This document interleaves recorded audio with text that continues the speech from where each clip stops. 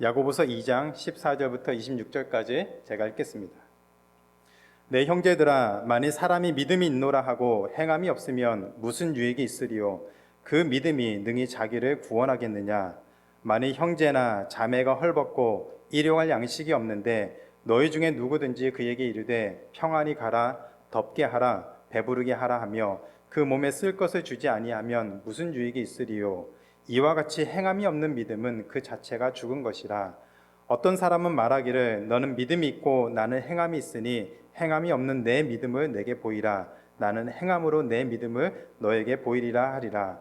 내가 하나님은 한 분이신 줄을 믿느냐? 잘하는도다. 귀신들도 믿고 떠느니라. 아, 허탄한 사람아, 행함이 없는 믿음이 헛것인 줄을 알고자 하느냐?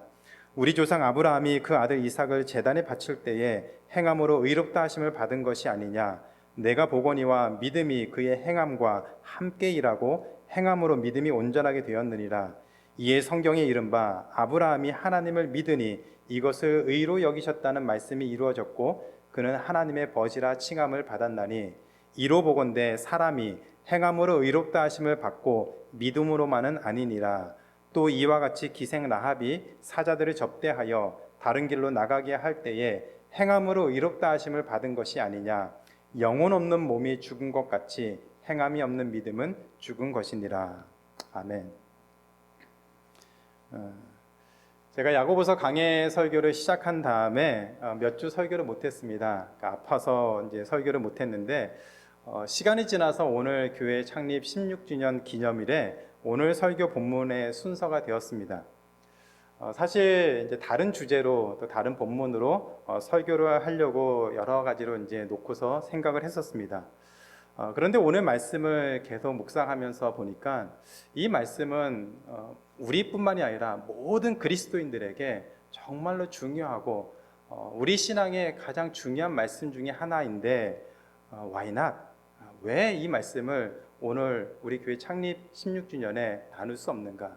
하나님이 우리에게 주시는 그 말씀이 이것보다 더 큰 은혜가 있는 말씀이 있을까? 우리 신앙에 정말 도전이 되는 그런 말씀이 있을까라는 생각이 드니까 너무 감사하더라고요. 그래서 이 말씀으로 오늘 우리가 하나님의 자녀로서 사는 삶에 대해서 함께 나누고 또 고민하는 또 결단하는 그런 시간이 되면 더 뜻깊겠다라는 생각이 들었습니다. 그래서 제 마음속으로는 기대가 많이 됩니다. 하나님께서 한음교회를 통해서 행하실 크고 놀라운 일들이 벌써부터 기대가 되고, 우리가 믿음으로 결단하며 또 하나님의 자녀로 사는 삶에 대해서 소원할 때 우리 안에 얼마나 크고 놀라운 일이 일어날지 벌써부터 기대가 됩니다. 그래서 이 말씀을 통해서 참으로 하나님의 행하실 것들을 기대하는 마음으로 또 함께 말씀을 나누도록 하겠습니다. 1517년 10월 31일 로마 카톨릭의 부패와 잘못을 고발하며 종교개혁을 시작했던 마틴 루터는 야고보서를 지푸라기 서신서, 보잘것없는 서신서다라고 비난을 했습니다. 심지어 루터는 야고보서는 성경에서 빼버려야 한다, 이거는 성경이 아니다라고까지 주장을 했습니다. 루터는 야고보서가 로마 카톨릭이 가르치는 것처럼 행함으로 구원을 받는다, salvation by works, 행함으로 무엇인가를 하는 것으로 구원을 받는다라고 그렇게 주장한다라고 생각을 했습니다. 특히 오늘 설교 본문이 루터가 이 야고보서를 싫어한 대표적인 이유가 들어 있습니다. 루터가 이렇게까지 야고보서를 싫어했던 이유는 충분히 이해가 됩니다. 당시 로마 카톨릭이 심각하게 부패했었는데 그 부패의 중심에 그 가장 근본적인 이유가 바로 행함으로 우리의 어떤 일로 구원을 받는다라고 가르쳤습니다. 율법을 지키듯이 캐톨릭의 교리를 지켜야만 하고 또 면죄부를 판매해서 재정적으로 갈취했죠. 그래서 루터는 행위 구원, salvation by works, 그 행위 구원이라고 말을 하면 알레르기 반응이 일어날 정도로 심하게 질색을 하고 거부했던 사람이었습니다. 이처럼 루터가 위대한 신학자이고 종교개혁을 이끌었던 탁월한 그런 사실은 변함이 없습니다. 그러나 오늘 우리가 이 말씀을 잘 듣고 이해하면 야고보서에 대해서만큼은 우리는 루터보다 더 잘 이해하고 더 많은 것을 바르게 알 수가 있습니다. 참 놀랍지 않습니까? 그 탁월한 종교개혁자보다 야고보서에 대해서만큼은 오늘 이 말씀만 잘 이해하면 우리는 더 깊게 하나님의 은혜를 누릴 수가 있습니다. 야고보 사도가 오늘 말씀을 통해서 고민하는 핵심은 보이는 믿음, visible faith입니다. 보이는 믿음. 우리는 보이는 믿음을 가지고 이 땅을 살아야 한다라고 얘기를 하고 있습니다. 이 보이는 믿음이 무엇인지 두 가지 점에서 살펴보도록 하겠습니다. 첫 번째, 보이는 믿음은 예수 그리스도를 믿는 그 믿음으로 구원을 받는 것입니다. 보이는 믿음은 예수님을 믿는 그 믿음으로 구원을 받는 것을 의미합니다. 마틴 루터가 야고보서를 비판한 것은 야고보 사도가 구원을 잘못 이해하고 있다라고 생각했기 때문입니다. 그러면 여러분에게 한번 물어보겠습니다. 여러분, 어떻게 구원을 받으셨습니까? 우리가 이 자리에 교회에 나와서 예배를 드렸다는 것은 우리가 생각할 때 나는 예수님 믿어서 구원을 받았다라는 그런 생각이 있기 때문에 교회에 나와서 예배 드리는 것이죠. 제가 답을 얘기해 버렸네요. 구원을 어떻게 받습니까? 예수님을 믿어서 구원을 받습니다. 아멘. 다른 것이 없습니다. 예수님을 믿어서 구원을 받습니다. 우리의 능력이나 무엇을 지키고 행하는 것으로 구원받을 수 있는 것이 아닙니다. 우리는 예수 그리스도를 믿어야만, 유일한 예수 그리스도를 믿어야만 우리는 구원을 받을 수 있습니다. 정글에 가면 가보진 않았지만 영화나 이런 데서 보면 정글에 가면 갑자기 가다가 늪이라는 것이 있어서 거기에 푹 빠지게 되는 그런 장면들이 나옵니다.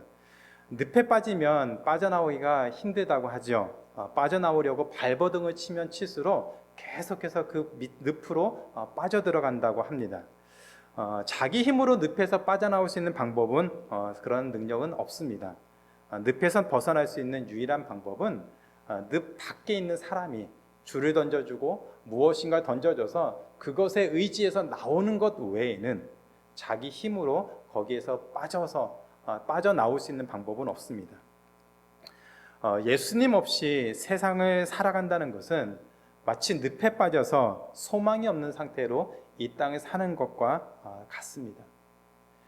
우리가 예수 그리스도를 만나지 못했다면, 예수 그리스도를 믿지 못한다면 여전히 세상 가운데 마치 늪에 빠진 것처럼 그 안에서 허우적거리면서 살다가 그리고 연수가 닿으면 죽는 것이 사실입니다.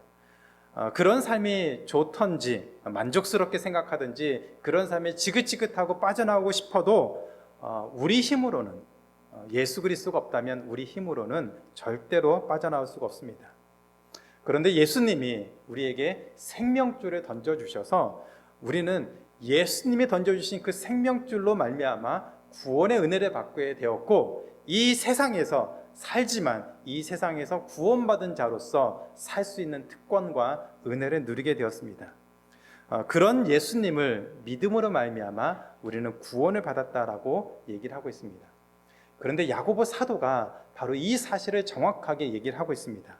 지난주에 우리가 함께 살펴본 말씀인데 야고보서 2장 1절에 보면 야고보 사도는 이렇게 얘기를 합니다. 내 형제들아, 영광의 주 곧 우리 주 예수 그리스도에 대한 믿음을 너희가 가졌다라고 얘기합니다. 예수 그리스도에 대한 믿음을 가졌기 때문에 우리가 함께 모여 교제하고 함께 모여 예배드리고 함께 모여 하나님을 찬양하는 이 순간을 우리가 가지고 있다라고 얘기합니다. 그 이유가, 그렇게 하는 이유가 바로 예수 그리스도에 대한 믿음이 있기 때문이다라고 얘기를 합니다. 예수님을 믿어야만 구원을 받을 수 있습니다. 이 사실은 절대로 변하지 않습니다. 확실히 기억하시기 바랍니다. 예수 그리스도를 믿어야만 우리는 구원을 받을 수가 있습니다. 두 번째로, 보이는 믿음은 삶을 변화시킵니다. 오늘 설교의 대부분은 이것을 가지고 나누려고 합니다. 보이는 믿음은 삶을 변화시킵니다.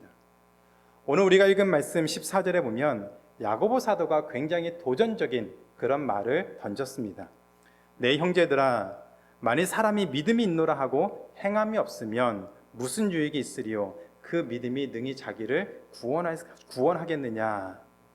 예수 그리스도를 믿어서 구원받았다라고 말했는데 행함이 없으면 그 믿음은 아무 유익이 없고 더 나아가서 구원을 못 받은 것이다 라고 얘기를 하고 있습니다.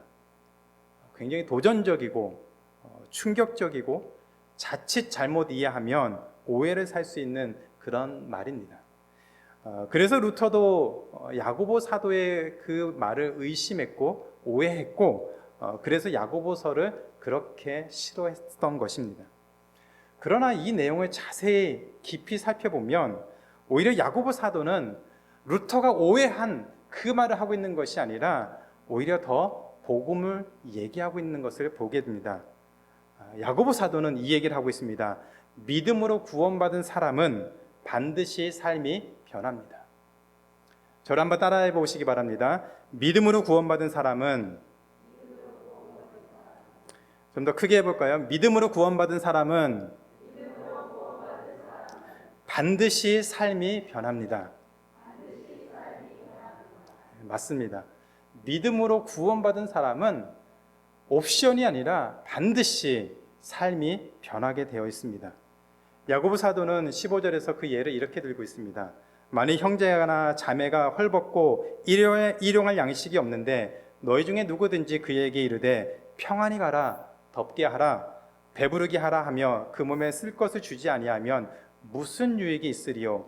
이와 같이 행함이 없는 믿음은 그 자체가 죽은 것이라.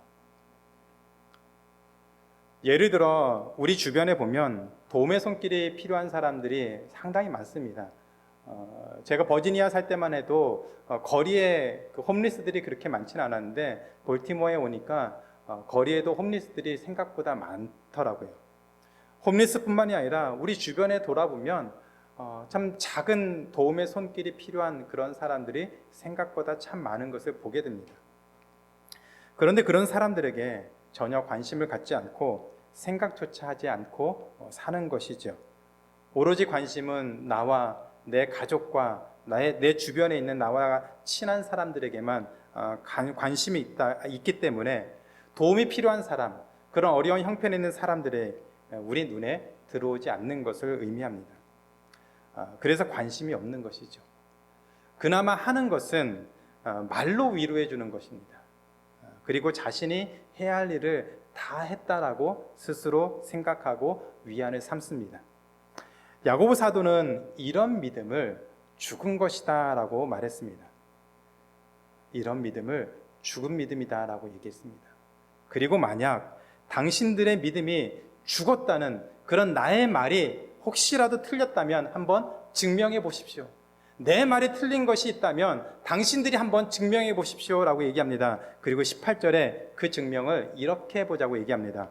어떤 사람은 말하기를 너는 믿음이 있고 나는 행함이 있으니 행함이 없는 너의 믿음을 내게 보이라. 나는 행함으로 내 믿음을 너에게 보이리라 라고 얘기합니다. 한번 서로 증명해 보자는 거죠. 누구의 믿음이 진짜인지, 정말 그 믿음이 가짜인지 한번 증명해 봅시다 라고 얘기합니다. 당신이 예수님에 대한 믿음이 있다고 하니 행함이 없이 그 믿음을 한번 증명해 보이십시오. 보여주십시오. 정말 보고 싶습니다. 그러면 나는 행함이 있으니까 나의 행함으로 내 믿음을 보여주겠습니다 라고 얘기했습니다. 여러분도 아시다시피 믿음이라는 것은 추상적인 개념입니다. 보여줄 수 있는 것이 아니죠. 눈에 보이지 않습니다. 그래서 증명하는 것이 사실은 모순적이고 이해가 되지 않는 얘기입니다. 사랑도 마찬가지입니다. 사랑도 눈에 보이지 않습니다. 누군가가 여러분을 사랑하는 것이 눈에 보이십니까? 안 보이죠. 그래서 눈에 보이지 않으니까 생각이 많아지고 오해도 많이 합니다. 청년들이 그런 것을 가장 많이 경험할 때이죠. 좋아하는 사람이 있는데 그 사람의 마음이 보이면 참 좋겠는데 마음이 안 보여요. 그 마음을 도대체가 모르겠어요. 보이지가 않으니까 그렇겠죠. 그래서 어떻게 합니까? 열심히 관찰하죠. 그 사람의 행동을 유심히 관찰합니다. 어떤 행동을 보면서 나에게 관심이 있는지 없는지, 나를 사랑하는 건지 사랑하지 않는 것인지 그런 것들을 생각해 봅니다. 물론 헛다리 짚을 때도 있고 오해해서 또 괜히 쑥스러운 상황이 될 때도 있습니다. 그러나 계속해서 살펴보면 저 사람이 나를 어떻게 대하는가, 그것이 그 삶의 모습을 통해서 드러나게 되어 있습니다. 뜨거운 연애를 거쳐서 결혼을 한 부부들이 이제 어느 정도 안정기에 접어들면 그런 표현들, 그러니까 사랑한다고 하는 그런 표현들이 줄어듭니다. 그때 이 부부들이 많이 하는 대화가 무엇이냐면 당신 나 사랑해? 그 말이죠. 예전에는 사랑한다라고 말도 많이 했고 그런 표현도 많이 했고 삶에서도 보여지는데 그냥 같이 살면서 오랜 시간이 지나다 보니까 이제는 그런 것들이 안 보이고 이 사람이 정말 나를 사랑하는 것인가 아무리 봐도 모르겠다는 생각이 들면 물어보죠. 직접 듣고 싶은 거죠. 당신 나 사랑해. 당신의 사랑이 도대체 보이지 않고 느껴지지 않는다는 그 말을 직접적으로 표현합니다. 바로 그 얘기를 하는 거예요. 믿음이 있다고 하는데 행함이 없이 그 믿음을 증명할 수 있는 방법이 있습니까? 없습니다. 그러면 믿음이 있는지 없는지 어떻게 알 수 있습니까? 믿음이 드러나는 순간을 보는 것이죠. 믿음이라는 것을 증명해 보이는 것이 아니라 그 믿음이 있다는 사실이 드러나는 그 순간을 우리가 보게 되면 이 사람이 믿음이 있는가 없는가를 알게 된다는 얘기입니다. 그래서 야고보 사도는 그 예로 아브라함과 라합을 설명하고 있습니다. 여러분도 잘 아시다시피 아브라함의 이야기가 창세기 12장부터 22장까지 나옵니다. 근데 창세기 12장부터 21장까지 보면 하나님이 아브라함을 부르시면서 약속을 주실 때마다 아브라함이 그 약속을 믿었다라고 얘기합니다. 하나님이 말씀하시면 아브라함이 믿었다라고 얘기합니다. 그런데 그 믿음이 어느 정도인지 아무도 모릅니다. 그의 믿음이 어느 정도인지 드러나지 않았습니다. 그러다가 창세기 22장에서 하나님이 아브라함을 찾아오셨습니다. 그리고 뭐라고 얘기하십니까? 너의 사랑하는 아들 독자 이삭을 나에게 번제로 바쳐라. 하나님이 왜 그런 명령을 하셨는지 이유도 설명해 주시지 않으셨고 왜 그것을 하는지 아브라함도 물어보질 않았습니다. 하나님의 명령이 부당한 것을 알면서도 아브라함은 그냥 묵묵히 순종하고 정말로 실제로 모리아산으로 데려가서 이삭을 결박하고 정말로 죽이려고 했습니다. 죽이려고 하는 척한 것이 아닙니다. 하나님이 혹시라도 마지막 순간에 살려주겠지 하는 그런 명령을 취소겠지 하는 그런 생각으로 이삭을 죽이려고 하는 신용을 보인 것이 아니었습니다. 정말 마음으로 이미 죽였고 실제로 죽이려고 하는 그 순간에 하나님이 아브라함을 말리셨기 때문에 죽이지 않은 거였습니다. 그때 하나님이 뭐라고 말씀하십니까? 너의 믿음을 보았다라고 얘기합니다. 야고보 사도가 그 얘기를 하면서 아브라함이 행함으로 의롭다 하심을 받았다, 행함으로 그의 믿음을 증명했다라고 얘기를 하고 있습니다. 라합도 마찬가지입니다. 하나님이 이스라엘 백성에게 행하신 크고 놀라운 소문들을 들었습니다. 그리고 라합이 믿음을 갖게 되었다라고 얘기를 하고 있습니다. 어느 날 라합의 집에 이스라엘의 정탐꾼이 찾아왔습니다. 정말 하나님을 믿는다면 이 사람들을 숨겨줘야 하고 하나님을 믿지 않는다면 여리고 왕에게 이 정탐꾼을 신고해서 이 사람들을 잡아 가둬야만 했습니다. 라합이 정말로 하나님을 믿는지 믿지 않는지 드러나는 순간이었습니다. 그때 라합이 이렇게 말하죠. 상천하지에 하늘과 땅에 하나님만이 유일한 신이십니다. 하나님만이 유일한 신이십니다라고 하는 그 믿음의 고백을 하고 이 정탐꾼을 살려줬습니다. 그래서 그런 라합을 보면서 야고보 사도가 이렇게 얘기합니다. 행함으로 라합 역시 행함으로 의롭다 하심을 받았습니다. 행함으로 그녀의 믿음을 증명했습니다라고 얘기를 하고 있습니다. 여기서 굉장히 중요한 사실이 한 가지 있습니다. 믿음이라고 하는 것은 눈에 보이지 않지만, 믿음이라고 하는 것은 추상적인 것이고 눈에 보이지 않지만 믿음이 있다면 그 믿음은 행함으로 삶으로 반드시 드러나게 되어 있습니다. 숨기고 싶어도 숨길 수가 없습니다. 그 안에 우리 안에 믿음이 있으면 이 믿음은 반드시 드러나게 되어 있습니다. 그 어떤 사람들이 볼 때 그 믿음을 숨길 수가 없다는 말입니다. 사랑하는 사람이 생기면 얼굴이 환해지고 표가 나죠. 사랑하는 사랑을 받고 있으면 왠지 자신감도 생기고 삶이 참 좋아 보입니다. 세상이 아름답게 보이죠. 그런 변화들이 겉으로 드러나게 되어 있습니다. 믿음도 마찬가지입니다. 믿음이 있으면 그 믿음은 우리 마음속 깊은 곳에, 아주 깊은 곳에 숨길 수 있는 그런 것이 아니라 이 믿음은 반드시 드러나서 우리의 삶 가운데 영향을 미치게 되어 있습니다. 숨길 수가 없다는 말이죠. 그래서 믿음이 있다고 하면서 삶에 전혀 변화된 모습이 없다면 그것은 거짓말이다라고 얘기를 하는 것입니다.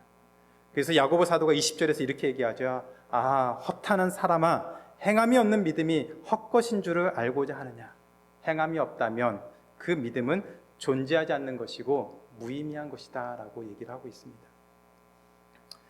몇 년 전에 한국의 진도 앞바다에서 세월호가 침몰해서 수백 명의 고등학생들이 죽었던 사건들이 있었습니다.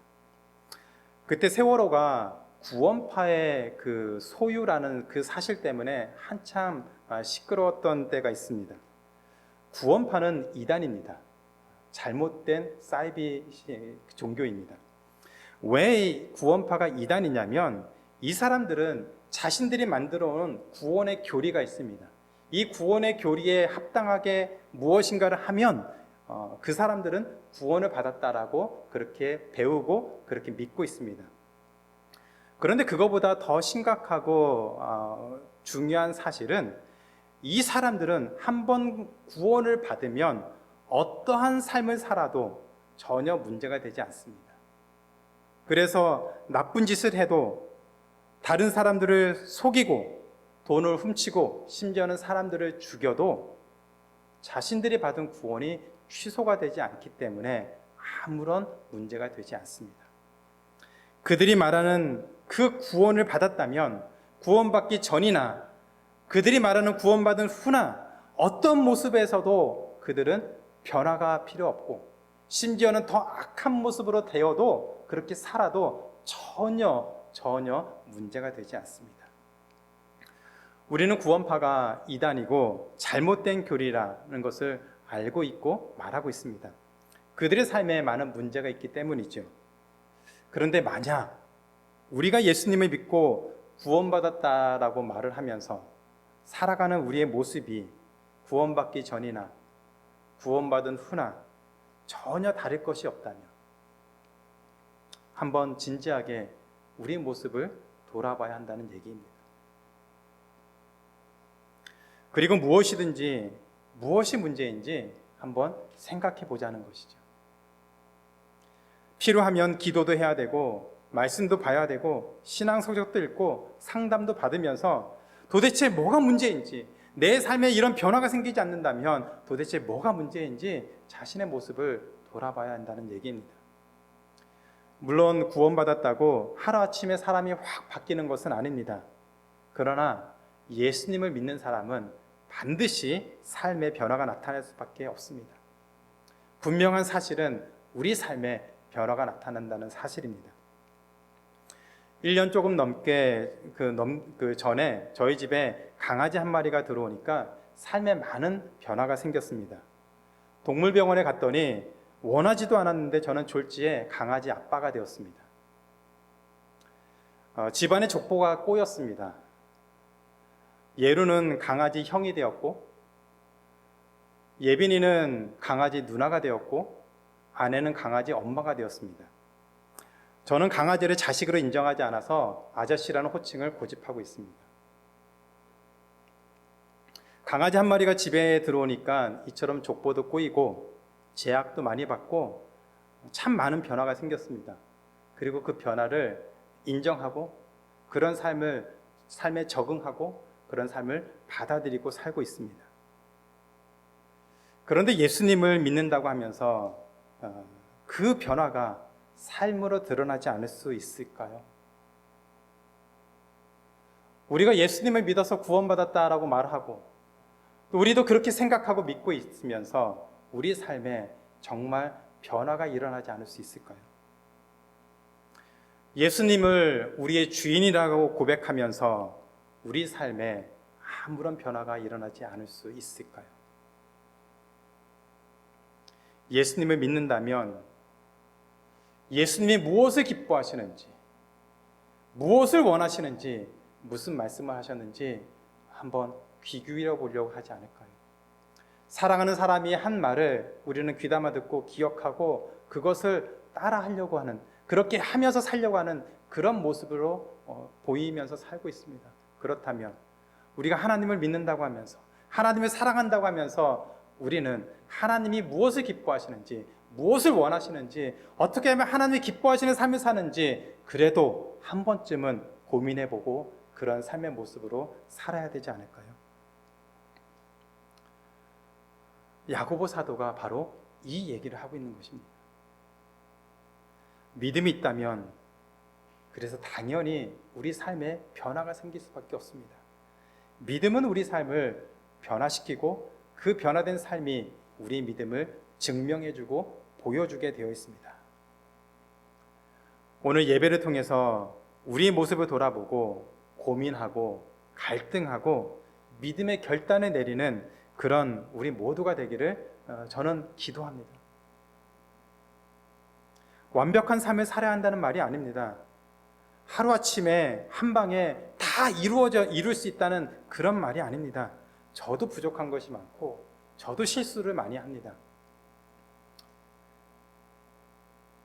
죽는 순간까지 우리는 계속 변화된 삶을 살아야만 합니다. 예수님에 대한 믿음이 있어서 순간순간 고민을 하고 어떻게 살아야 될지 고민하고 그렇게 살아야 합니다. 어떻게 살아야 되는지, 믿는 자의 삶이 무엇인지 그런 고민이 삶으로 드러날 때 우리는 믿음의 선택을 하면서 살 수가 있습니다.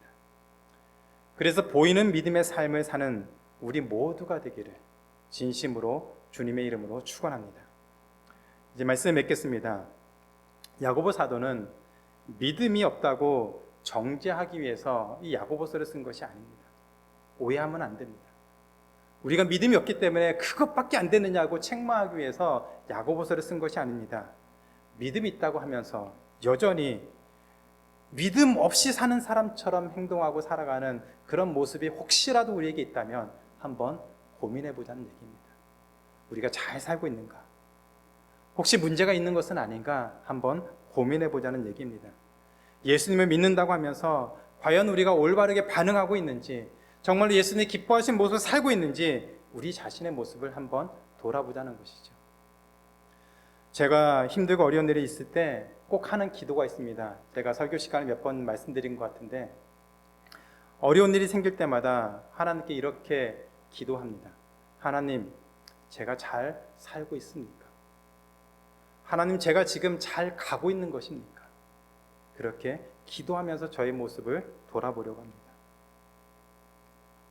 만약 우리의 모습을 돌아봤을 때 믿음이 있다고 하면서 삶은 전혀 그렇지 못하다면 다시 처음부터 시작하시면 됩니다. 아멘.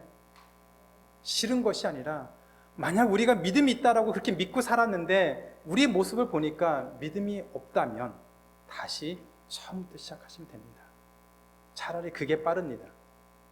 그리고 우리가 믿음이 있다라고 생각하고 그렇게 살고 실제로 그런 삶을 살았다면 잘 하시는 겁니다. 그 삶을 포기하지 마시고 계속 믿음의 삶을, 보이는 믿음을 가지고 살아가야 됩니다. 그런 과정을 통해서, 그런 고민과 갈등과 씨름하는 그런 순간을 통해서 하나님은 우리의 삶을 변화시킬 것이고 마침내 우리로 하여금 보이는 믿음을 보여주면서 이 땅을 살게 하실 줄로 믿습니다. 우리 믿음은 반드시 그렇게 자랍니다. 그래서 보이는 믿음으로 세상의 빛과 소금의 모습으로 사는 우리 모두가 되기를 기도합니다. 특별히 하나님의 교회가 창립 16주년을 맞아서 이 보이는 믿음으로 살 수 있도록 기도하고, 앞으로 우리가 어떤 교회가 되었지, 어떠한 성도가 될지, 어떠한 그리스도인이 될지 고민하며 기도할 때 보이는 믿음을 갖고 사는 그런 하나님의 백성, 그런 교회, 우리가 그것을 소원하고 기도하고 또 결단하고 하나님의 은혜를 구하고 나아갈 수 있는 그런 하나님의 자녀들, 그런 믿음의 공동체가 되기를 주님의 이름으로 축원합니다.